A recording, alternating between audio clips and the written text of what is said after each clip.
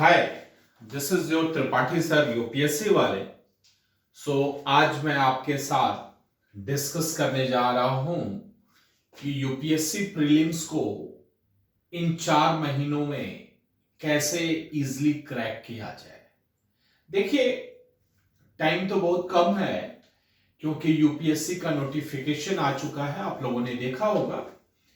And आपको ये भी पता है कि 25 मई मीन्स 25 मई को आपका यूपीएससी प्रीलिम्स का पेपर है। एंड उसके ठीक 3 मंथ्स बाद, मतलब कहने का मतलब 22 अगस्त को आपका मेंस का पेपर होगा 5 डेज का। तो देखिए, ये पूरा शेड्यूल जो है आपका ऑलरेडी फिक्स्ड है। अब आपके पास ज्यादा टाइम नहीं बचा है। तो जब आपके ज्यादा टाइम नहीं बचा है, ओनली 4 मंथ्स बचे हुए हैं, तो इन 4 मंथ्स में हम ऐसा क्या करें कि इजिली हम यूपीएससी प्रीलिम्स को क्रैक कर पाए। क्योंकि जब यूपीएससी प्रीलिम्स क्रैक करेंगे तभी आप जो है मेंस का एग्जाम दे पाएंगे। एंड जब मेंस का एग्जाम क्रैक करेंगे तब आप इंटरव्यू दे पाएंगे। एंड इंटरव्यू क्रैक करने के बाद जो है आप जो है फाइनल जो है कि यूपीएससी में सेलेक्ट होंगे। तो ये 3 फेज होते हैं, प्री मेंस इंटरव्यू। वैसे देखा जाए तो सिलेक्शन में जो मेंस का रिजल्ट है वो ज्यादा मायने रखता है इन कंपैरिजन। तो कहने का मतलब क्या है, लेकिन ये भी बात ध्यान देने वाली बात है कि अगर आप प्रीलिम्स में क्वालिफाई ही नहीं होंगे या प्रीलिम्स में आपका क्वालिफिकेशन ही नहीं होगा, आप सेलेक्ट ही नहीं होंगे, तो आप यूपीएससी मेंस कैसे देंगे। तो जितना यूपीएससी मेंस इंपॉर्टेंट है उससे कहीं ज्यादा जो है कि यूपीएससी प्रीलिम्स भी इंपॉर्टेंट है। बिकॉज अगर आप यूपीएससी प्रीलिम्स नहीं देंगे तो आप जो है कि लाइक यूपीएससी मेंस नहीं दे पाएंगे। और यूपीएससी मेंस नहीं दे पाएंगे क्योंकि देखिए, ओवरऑल जो यूपीएससी मेंस का से ही जो है कि सिलेक्शन होता है। मेंस में जो अच्छा परफॉर्म करता है वो फाइनली जो है यूपीएससी के फाइनल रिजल्ट में उसका नाम होता है। जो 2025 मींस 2025 मार्क्स का जो टोटल पेपर होता है उसमें आप ये मान के चलिए मेंस का और इंटरव्यू का मिला के 2025, ठीक है, 2025। तो कुल मिला जुला के उसमें जिसका जो है कि 950 से ज्यादा होता है, मैं जनरल कैटेगरी की बात कर रहा हूं, जिसका जो है 950 मार्क्स से ज्यादा होता है टोटल 2025 मार्क्स में, उसका जो है कि सिलेक्शन पक्का होता है। तो 2025 मींस 2025 मार्क्स में 950 मार्क्स लाना भी एक टफ टास्क है। अंडरस्टूड? आपको लग रहा है कि ये तो 50% भी नहीं है, लेकिन आप 50% ला भी नहीं पाते ना। मतलब यूपीएससी के हिस्ट्री का अब तक का जो सबसे ज्यादा मार्क्स पाया है वो 1126। 11 अगर देखा जाए तो 1126 मार्क्स 2025 में पाया है। ये 2017 का जो टॉपर था अनुदीप, ठीक है ना। तो जो अनुदीप जो है टॉपर था 2017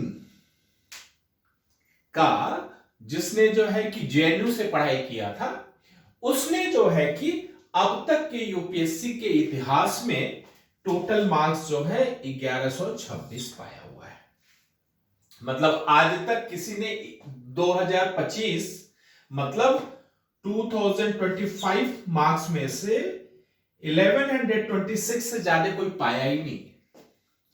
और ओवरऑल मैं बताऊं, अगर आप किसी भी साल का ले लें तो जो जनरल कैटेगरी का फाइनल कट ऑफ जाता है, मैं मेंस बोल रहा हूं, मतलब इंटरव्यू एंड ऑल सब लेके, मतलब मेंस प्लस इंटरव्यू का दोनों मार्क्स मिला के नियर अबाउट जो है 950 से नियर अबाउट जो है 970 तक जाता है। अब किसी साल जो है कि 940 भी गया है, 944 भी गया है, और किसी साल जो है कि ऐसे तो यही एक रेंज है, और आपको भी पता है कि एक एक मार्क्स में जो है कि कितने रैंक डिस्ट्रीब्यूट हो जाते हैं। तो यस, आपको इतना पाना ही एक जो है कि ये टफ टास्क है। अब देखिए, हम यहां पे ये डिस्कस करने आए हैं कि भैया जिसने अभी तक पढ़ाई नहीं की है या जो अभी तक सीरियस नहीं हुआ है और वो रियल में चाहता है, आज से वो सीरियस हो गया है कि भाई उसे यूपीएससी प्रीलिम्स 2025 क्लियर करना है। तो देखिए, मैं आपका त्रिपाठी सर, मैं जितनी बार भी यूपीएससी प्रीलिम्स बैठा हूं, हर बार मैंने जो है प्रीलिम्स को क्रैक किया है। मैं सिर्फ 4 बार ही यूपीएससी प्रीलिम्स में बैठा हूं एंड चारों बार मैंने क्रैक किया है। तो ऐसा नहीं है कि मैं बहुत तेज था, नो। क्या होता है कि कुछ स्ट्रेटजी होती है किसी भी चीज को क्लियर करने के लिए। तो अगर आपको वो स्ट्रेटजी पता हो और आप उसको पूरे मन से, पूरे अपने 100% इफिशिएंसी से अगर उस स्ट्रेटजी को फॉलो करते हैं, तो डेफिनेटली आप भी क्रैक कर सकते हैं। उसमें ऐसा कुछ नहीं है कि हां कोई नहीं कर सकता, कर सकता है, राइट। लेकिन हां, एक राइट अप्रोच होना चाहिए। तो लेट्स आज हम यही डिस्कस करते हैं कि इस 4 महीने में क्या ऐसा राइट अप्रोच हो कि आप यूपीएससी प्रीलिम्स क्लियर कर पाओ। तो देखिए, अगर मैं बोलूं प्लान फॉर 120 डेज, मतलब आज से 120 दिन हैं, तो देखिए इस बार जो है कि यूपीएससी के नोटिफिकेशन में जो वैकेंसी भी आई है, लास्ट ईयर से कम आई है। इस बार 979 वैकेंसीज है आपका। और लास्ट ईयर अगर आप देखें तो यूपीएससी प्रीलिम्स का जो कट ऑफ गया था जर्नल का, 85 से 90 मार्क्स तक गया था। ईडब्ल्यूएस जो मतलब इकोनॉमिक वीकर सेक्शंस होते हैं, 80 से 84, ओबीसी का 85 से 89 गया है, एंड शेड्यूल कास्ट का 72 से 76, एंड शेड्यूल ट्राइब का 67 से 71। तो आप देखें कि भाई 90 से ज्यादा नहीं गया है। और मैं आपको एक बात बोलूं कि अगर आपका 100 मार्क्स आ जाता है ना यूपीएससी प्रीलिम्स में, तो आपका सिलेक्शन पक्का है। मतलब कहने का मतलब selection in the sense UPSC prelims आपका क्लियर है। क्यों? क्योंकि देखिए जर्नल के लिए जो है मैक्सिमम जो है कि 85 से लेके 95 तक ही जाता है।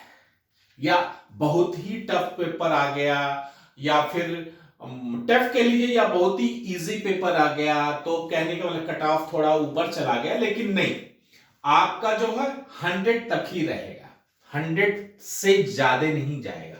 तो हम एक प्लान लेके चलते हैं कि एटलीस्ट हमारा जो टारगेट हो कि 120 मार्क्स तो आए।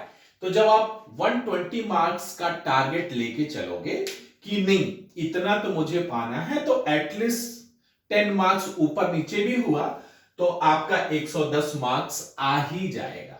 और 110 मार्क्स आ जाएगा तो पेपर चाहे जैसा भी हो, आपका प्रीलिम्स क्लियर है। तो 120 के लिए आपको टोटल 60 क्वेश्चन सही करने हैं। और आपको अगर जो पहली बार दे रहा है प्रीलिम्स, उसको पता होना चाहिए कि प्रीलिम्स में 2 पेपर होते हैं, एक जीएस का पेपर होता है, एक सीसेट का पेपर होता है। तो जो जीएस का पेपर होता है उसमें 100 क्वेश्चन होते हैं, हर एक क्वेश्चन के 2 मार्क्स होते हैं, एंड निगेटिव मार्किंग भी होती है। अगर आपने क्वेश्चन एक गलत किया तो उसका 1/3 डिडक्ट होगा। जैसे 2 मार्क्स का 1/3 आपका कितना हो गया, 0.66 हो गया, राइट। तो इन बातों को ध्यान रख के आपको करना है। तो कहने का मतलब आपका अप्रोच ऐसा होना चाहिए। और देखिए जो सीसेट का पेपर होता है वो क्वालिफाइंग होता है। तो अब जो अभी तक सीसेट नहीं पढ़ा है या जो मैथ्स बैकग्राउंड से नहीं है, जो इंजीनियरिंग बैकग्राउंड से नहीं है, उससे मेरा हम्बल रिक्वेस्ट है कि अभी 4 महीने बचे हैं, सीसेट को लाइटली मत लीजिए, अभी से आप जो है उसको प्रैक्टिस करना स्टार्ट कीजिए। ठीक है, मैं लास्ट मीन्स प्रीलिम्स के 2 मंथ पहले मैं जो है कि एक सीसेट का प्रोग्राम चलाऊंगा 2 मंथ का, तो आप चाहें तो उसको करके आप सीसेट को क्वालिफाई कर सकते हैं, स्पेशली जो आर्ट्स बैकग्राउंड के बच्चे। तो सीसेट को लाइटली नहीं लेना है, ठीक है, चाहे वो इंजीनियरिंग बैकग्राउंड के हों चाहे आर्ट्स बैकग्राउंड के हों, क्योंकि समटाइम्स इंजीनियरिंग बैकग्राउंड के बच्चे भी जो है सीसेट क्लियर नहीं कर पाते। क्यों? क्योंकि उन्होंने जो है कि अपने कॉन्सेप्ट को रिवाइज नहीं किया है।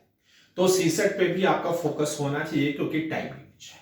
अब देखिए, तो कुल मिला जुला के आपका टारगेट ये होना चाहिए कि एटलीस्ट 200 में 120 मार्क्स आए। 120 मार्क्स के लिए आपको 60 क्वेश्चन सही ही करने हैं। अब देखिए, मेरा ये मानना है कि अब 4 महीने बचे हैं, तो 4 महीने में आप पूरा सिलेबस नहीं कर सकते, और ये बुद्धिमानी भी नहीं है। आप पूरा सिलेबस पढ़ने जाओ एंड उसके चलते आप कुछ भी ना कर पाओ, क्योंकि देखिए रिवीजन इज वेरी इंपॉर्टेंट। अगर आप सिलेबस एक बार कर भी लिए और रिवीजन नहीं कर पाए तो वो आपके किसी काम का नहीं है, क्योंकि प्रीलिम्स में बहुत सारा जो पार्ट है सिलेबस का वो स्टैटिक भी आता है, जैसे हिस्ट्री का पार्ट हो गया। ठीक है, तो कहने का मतलब क्या है कि इवन इकोनॉमिक्स में भी कुछ स्टैटिक्स पार्ट आता है। तो नियर अबाउट कुछ ऐसे सब्जेक्ट्स हैं जिसमें स्टैटिक आता ही आता है, आपको मेमोराइज करना ही पड़ेगा। मेमोराइज के लिए आपको रिवीजन करना पड़ेगा। क्यों? क्योंकि मुझे पता है ना, हम भी कोई चीज याद करते हैं तो 10 दिन में भूल जाते हैं, मैक्सिमम हमारा जो है 10 डेज का रहता है। तो अगर आपने अपने सिलेबस को 3 टाइम्स रिवाइज नहीं किया तो आप ये मान के चलिए कि आप गलती करेंगे। ठीक है, yes. So let's make a plan for 120 days, how we are going to implement it. देखिए, जैसे अगर मैं बोलूं कि भाई आप लाइक फ्लाइट को बोर्ड करने जाते हो, लेट सपोज मैं दिल्ली में रहता हूं, मुझे फ्लाइट पकड़नी है, तो आपको पता है कि अगर मेरी फ्लाइट मॉर्निंग की 6 o'clock की है तो एटलीस्ट मुझे जो है कि 3 घंटे पहले निकलना पड़ेगा, क्योंकि आपको ही पता है कि यहां की चीजें कितनी रस है एंड ऑल, तो उसके अकॉर्डिंग हमें प्लान करना पड़ेगा। मतलब 6 बजे की फ्लाइट है तो एटलीस्ट 3 घंटे नहीं तो 2.5 घंटे पहले निकलना ही पड़ेगा, एंड इवन अपन को 2 घंटे पहले वहां पे पहुंचना पड़ेगा, और इवन हमें जो है लाइक 1 घंटे पहले बोर्डिंग पास निकालना पड़ेगा, एंड इवन आधे घंटे पहले जो है कि हमें जो है कि प्लेन में बोर्ड करना पड़ेगा। तो ये पूरा एक सिस्टम है। अगर आप इससे थोड़ा भी लेट हुए तो आपकी फ्लाइट छूट जाएगी। इन द सेम वे क्या है कि भाई ये प्रीलिम्स है, इसका भी एक सिस्टम है। अगर आप इससे भी ज्यादा लेट हो गए तो फिर आप कितना भी हाथ पांव मार ले, आपकी फ्लाइट छूट जाएगी। मतलब कहने का मतलब क्या है, आपका प्रीलिम्स क्लियर नहीं होगा, क्योंकि अब टाइम नहीं बचा है। फैक्ट बताओ तो टाइम नहीं बचा है। अगर आप 6 बजे की फ्लाइट को घर से जो है कि अगर 3 बजे नहीं निकलो, चलो ठीक है आधे घंटे का मार्जिन लेते हो, ठीक है, आप 3 बजे नहीं 3:30 बजे भी निकले तो फिर भी आप पहुंच सकते हो। लेकिन अगर 3:30 बजे के बजाय आप 4 बजे घर से निकले तो 110% आपकी फ्लाइट छूटनी है। इन द सेम वे कि 6 बजे की फ्लाइट पकड़नी है तो आपको 3 बजे निकलना था, लेकिन आपका 3:30 ऑलरेडी बज चुका है, क्योंकि सिर्फ 4 महीने बचे। तो 3:30 बजे भी निकल के फ्लाइट पकड़ा जा सकता है, लेकिन उसके लिए क्या करना पड़ेगा, एक वेल प्लान्ड स्ट्रेटजी अपनानी पड़ेगी। तो अगर एक वेल प्लान्ड स्ट्रेटजी आप अपनाते हो तो आई प्रॉमिस यू आपका प्रीलिम्स जरूर क्लियर होगा। तो let's make a plan for 120 days. How? देखिए, कुछ इंपॉर्टेंट सब्जेक्ट्स हैं जैसे polity, economy, history, geography, environment and ecology and science and technology. ये जो 6 सब्जेक्ट्स हैं ये बहुत ही इंपॉर्टेंट है। इसमें आप चाहो तो कोई एक सब्जेक्ट्स को थोड़ा सा लाइटली ले सकते हो। वैसे मेरा मानना है कि ये 6 सब्जेक्ट्स लो, तो अगर इस 6 सब्जेक्ट्स को कवर करते हो तो आपको 110% 60 क्वेश्चन सही हो जाएगा। जैसे कि जो मेरे लिस्ट में जो है पॉलिटी और इकोनॉमी और हिस्ट्री, ये टॉप मोस्ट पे है। इकोनॉमी से हर साल जो है 14 से 15 क्वेश्चन आता है। पॉलिटी से भी जो है नियर अबाउट 12 से 13 क्वेश्चंस आता है। एंड हिस्ट्री से भी जो है कि नियर अबाउट 14 क्वेश्चंस आता है। हिस्ट्री में आप चाहो तो जैसे आर्ट एंड कल्चर हो गया, वर्ल्ड हिस्ट्री हो गया, ये सब छोड़ दो। आप सिर्फ अगर मॉडर्न हिस्ट्री भी इसका करते हो, मॉडर्न हिस्ट्री भी करते हो, तो भी आपको नियर अबाउट अच्छे नंबर क्वेश्चंस मिल जाएंगे। ठीक है। फिर आपको ज्योग्राफी थोड़ा सा वो पड़ेगा, तो आप चाहो तो ज्योग्राफी कर सकते हो, या फिर environment and ecology and science tech करने के बाद आप ज्योग्राफी कर सकते हो। अगर आपका ज्योग्राफी सही है तो आप कर सकते हो। बेसिकली आप एनसीईआरटी से करो। जो ज्योग्राफी है वो नियर अबाउट क्या करो, क्लास 8 से लेके क्लास 12 तक की जो ज्योग्राफी होती है, इवन क्लास 7 से लेके क्लास 12 तक की ज्योग्राफी जो है आप एनसीईआरटी से कर लो, इट्स क्वाइट एनफ। ठीक है। एंड जो पॉलिटी, इकोनॉमी और जो हिस्ट्री है, हिस्ट्री में आप जो है कि मॉडर्न हिस्ट्री कर लो, क्योंकि मॉडर्न हिस्ट्री के अलावा जो है आप अगर आर्ट एंड कल्चर, मेडिवल और ये सब करोगे तो फिर आपको प्रॉब्लम आएगी याद करने में। ठीक है, क्योंकि सिलेबस बड़ा है। तो ये कर लो। ज्योग्राफी आप क्लास 7 से लेके 12 तक कर लो। इन्वायरमेंट एंड इकोलॉजी कर लो, क्योंकि आजकल जो है कि फेवरेट बना हुआ है यूपीएससी का। एंड साइंस एंड टेक्नोलॉजी आप जो है करंट अफेयर्स से कर लो। जो भी करंट अफेयर्स में न्यूज में हो, जैसे वैक्सीन हो गया, जो भी न्यूज में हो, आप करंट अफेयर से साइंस एंड टेक्नोलॉजी कर लो तो आपका कवर हो जाएगा। तो अगर इतना सब्जेक्ट आप करते हो तो डेफिनेटली आपका हो ही जाएगा। पैरेलली आपको जो है करंट अफेयर्स करने हैं। करंट अफेयर्स लोग बोलते हैं कि नहीं 4 साल 5 साल का करना चाहिए। मेरा मानना है कि देखिए क्या है कि अभी ज्यादा टाइम नहीं बचा है, सिर्फ 120 डेज बचा है। तो आपका जैसे मई का पेपर है, लेट अस सपोज मई में पेपर है आपका, जो है कि 25 मई को पेपर है। तो ये मान के चलो कि जो आपका पेपर होगा ना वो 1 महीने पहले तो बन ही जाता होगा। ठीक है ना। तो 1 महीने पहले का मतलब क्या है, इससे चौथे महीने पे आओ, मतलब अप्रैल। मतलब अगर आप मार्च तक का करंट अफेयर्स, मतलब जो करंट अफेयर्स है,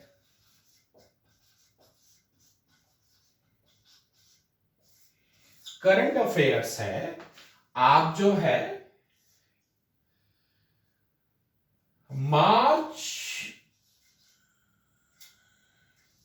2024 से अगर मार्च 2025 तक कर लेते हैं तो it's quite I think sufficient है। तो सिर्फ ये 1 साल का कीजिए, मैक्सिमम आपका करंट अफेयर्स प्रीलिम्स का कवर हो जाएगा अकॉर्डिंग टू मी, जो मेरा एक्सपीरियंस बोलता है, जिस एक्सपीरियंस से मैंने जितनी बार बैठा उतनी बार प्रीलिम्स क्लियर किया। ठीक है। तो ये एक स्मार्ट स्ट्रेटजी है और इसके लिए कुछ नहीं करना है। मार्केट में बहुत सारी बुकलेट होती है जिसमें 1 साल का करंट अफेयर्स होता है, आप उसको ले लें एंड डेली आप जो है 1-1, 2-2 घंटे वो करंट अफेयर्स करते जाएं। क्योंकि देखिए मैंने पैरेलली लिखा हुआ है कि इन सब्जेक्ट को पढ़ने के साथ साथ आप करंट अफेयर्स भी डेली स्टार्ट कर दो, सी सेट की भी प्रैक्टिस स्टार्ट कर दो, एंड मोस्ट इंपॉर्टेंट जो है कि आप जो है टेस्ट सीरीज क्वेश्चन क्वेश्चन लगाना स्टार्ट कर दो। जो प्रीलिम्स के टेस्ट सीरीज आते हैं, ठीक है ना, बहुत सारे मार्केट में बुकलेट्स आते हैं जिसमें पास्ट ईयर के आपके क्वेश्चंस होते हैं या सैंपल पेपर टाइप के होते हैं ना? आप जो है वो लेके लगाना स्टार्ट कर दो और टारगेट रखो कि एटलीस्ट 120 मार्क्स आपके आए, मतलब एटलीस्ट 60 क्वेश्चन तो आपका सही होना चाहिए। इतना पाने के लिए आज से ही आप स्टार्ट कर दो कि 5 घंटे आप स्टैटिक पोर्शन पढ़ोगे। स्टैटिक मतलब जो एकदम जो चेंज नहीं होता, जैसे हिस्ट्री। अगर आप हिस्ट्री स्टार्ट कर रहे हो तो आप जो है कि आपका हिस्ट्री में मोस्टली आपको स्टैटिक पोर्शन मिलेगा, तो 5 घंटे आप स्टार्ट कर दो कि जो आपका सिलेबस का जो स्टैटिक पार्ट है वो पढ़ोगे।